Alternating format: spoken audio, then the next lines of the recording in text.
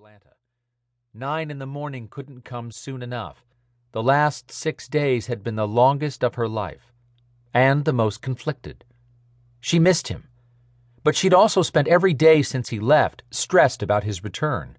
This whole relationship thing was still new and left her off-kilter some days. She hated that. Hated to feel clueless about things most 23-year-old women took in stride. She could kill a demon 6 different ways, but she had no skills to cope with the changes that living with a man had brought about.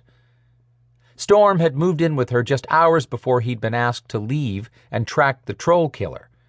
Less than 1 day of living together, and it had been a major fail on her part. Giggles erupted nearby. Evalle turned to find 3 little girls laughing and talking to one of Santa's elves. Without a preternatural loose in here, all the families visiting tonight would normally be perfectly safe with Stone Mountain's top-notch security staff. Evalle gave the elf a once-over and got nary a ping on her internal radar. She smiled at the girls, who were obviously having a great time. "I'll keep you safe, too." What would it have been like to grow up as a normal girl? One who hadn't spent her first 18 years locked in a basement. Khaki Guy stepped into view again and pulled Evalle's gaze from the girls.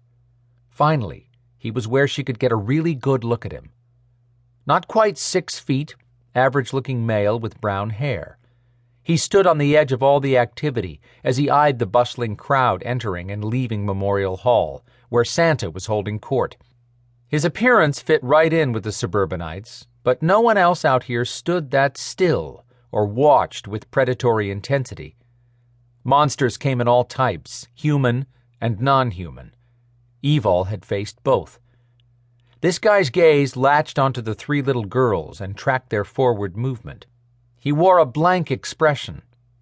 Energy buzzed in the air for a moment, then disappeared so fast she couldn't pinpoint where it originated. In the next second, the man's face blurred. "Gotcha.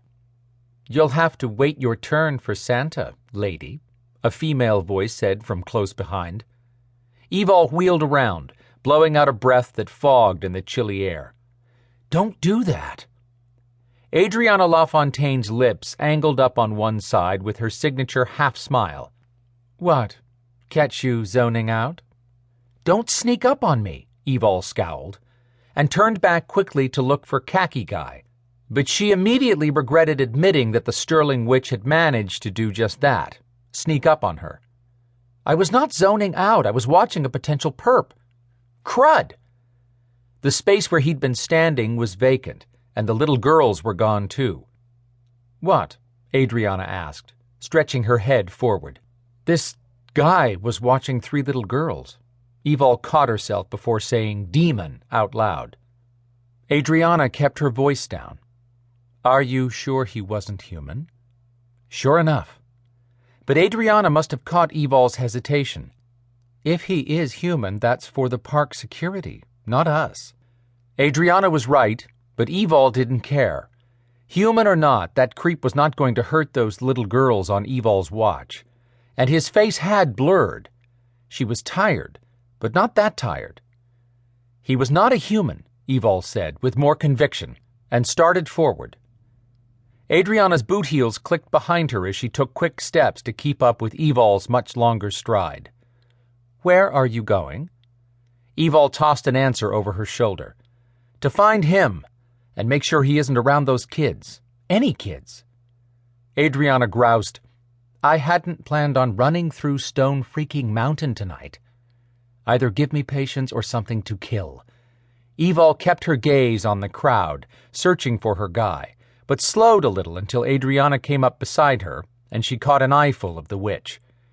Surprisingly, the petite fashionista had donned jeans, boots, and a leather jacket that might just be custom-made for her perfect 5'3" body. In spite of dressing in the same clothing items as Evalle, Adriana's jeans were black, where Evalle's were blue denim with worn spots earned honestly. Bright blonde hair swooped around the shoulders of Adriana's red leather jacket that sported a white faux fur collar.